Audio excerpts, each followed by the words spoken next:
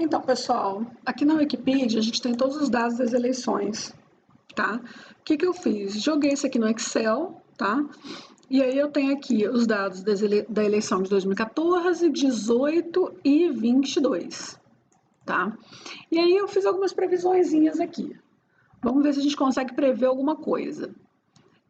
Aqui é o primeiro turno, o segundo, aqui é a diferença do primeiro para o segundo turno. Então, aqui a Dilma, ela aumentou 11 milhões de votos do primeiro para o segundo, que é 26%, e corresponde a 10 pontos percentuais, né? 42 mais 10, 52. Como é que eu sei que esse 26% aqui está certo? Para a galerinha que está começando no Excel, eu substituo aqui por 100 e aqui por 110. Tem que dar 10% lá, né? De 100 para 110 aumentou 10%. Ó, 10%, tá certa a fórmula. Eu clico aqui em cima e voltar 2 vezes, então eu tenho certeza que essa fórmula tá certa, os outros também estão seguindo. Então, a Dilma, ela aumentou aqui, ó, 26% do primeiro para o segundo turno, e o Aécio aumentou 46%. Em 2018, o Bolsonaro aumentou, ironicamente, né, 17%, e o Haddad aumentou 50%. Mesmo aumentando 50%, ele não conseguiu ganhar. Ele aumentou mais do que o Aécio aumentou, né, o Haddad, e o Bolsonaro aumentou menos do que a Dilma aumentou, e ainda assim o Bolsonaro ganhou, porque a diferença era muito grande. E aqui eu fiz a média aqui de primeiro lugar, né? Porque você vê que o primeiro lugar ele tem pouco para aumentar, e o segundo lugar tem mais para aumentar, tem uma margem maior.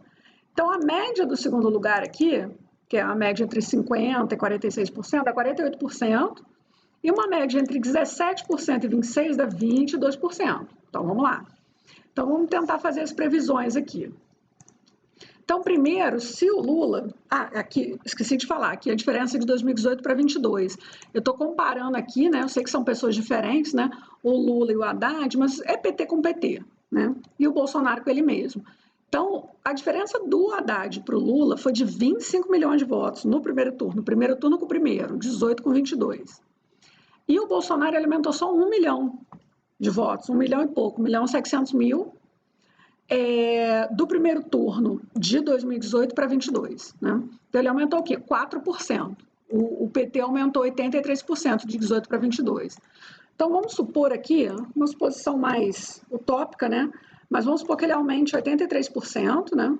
O Lula, né? Que é o mesmo que o PT foi de 18 para 22, e que o Bolsonaro aumente 4%. Né? Nem tem eleitor para isso tudo, que aqui o total diz dá 157 milhões, a gente só tem 156 milhões de eleitores, não tem 157 milhões, tá? Então, um cenário aqui mais utópico. Vamos um cenário mais realista, né? O Lula aumentar a mesma coisa que o Haddad aumentou, tá? E o Bolsonaro aumentar o mesmo cenário que ele aumentou, né? Do primeiro para o segundo turno. Nesse cenário, o Lula ganha. Tá? Vamos supor que o Lula aumente, ao invés dele aumentar o que o Haddad aumentou, ele aumente o que a Dilma aumentou, 26%. Tá? E que o Bolsonaro aumente os mesmos 17%. Nesse cenário, o Lula ganha. Vamos supor agora que o Bolsonaro aumente o que o Aécio aumentou. Né? Aqui o Aéciozinho, aqui, ó, 46%. Nesse cenário, Bolsonaro ganha. Agora, vamos supor que o Lula aumente não 26%, mas 22%, que é a média histórica aqui de aumento de primeiros lugares, né? E que o Bolsonaro aumente, ao invés de aumentar os 46%, aumente 48%. Nesse cenário, o Bolsonaro ganha. Agora, vamos supor o seguinte, vamos tentar distribuir aqui os votos. Quem votou na Simone Tebet, 20% vai votar no Lula e 50% vai votar no Bozo. Estou sendo assim, até conservadora, né? E aqui, quem vai votar em ninguém dessa galera aqui? A gente tem 9 milhões de votos dos outros candidatos para distribuir entre Lula, Bolsonaro e o famoso nem Lula nem Bolsonaro. Beleza.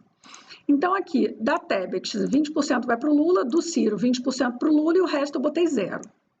Para o Bozo, 50% da Tebet do Ciro iria para o Bozo, 80% da Soraya, acho que tem chance aqui, 100% do Felipe Dávila e do Padre Kelma, essa restinha aqui, e 80% dos outros candidatos, né? Que eu não sei nem quem são direito.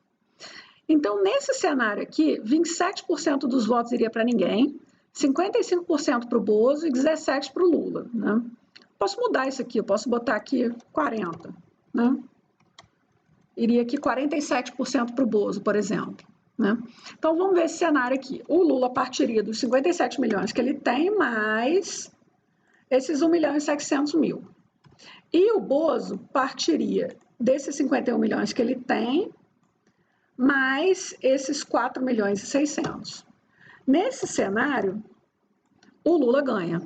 Tá? E tem eleitor para isso, 114 milhões, né? 156 total de eleitores aptos. Só que a gente ainda tem brancos e nulos. A gente tem aqui, ó, 5 milhões de branco e nulo. Né? Então, vamos distribuir aqui esses brancos e nulos. Vamos colocar 30% aqui para o Lula e aqui para o Bozo, 70%. Então, vamos somar aqui, além do voto que ele já tem, dos outros candidatos, vamos somar aqui para o Lula mais esse 1 milhão e pouco aqui, e para o Bolsonaro mais esses 3 milhões e pouco aqui.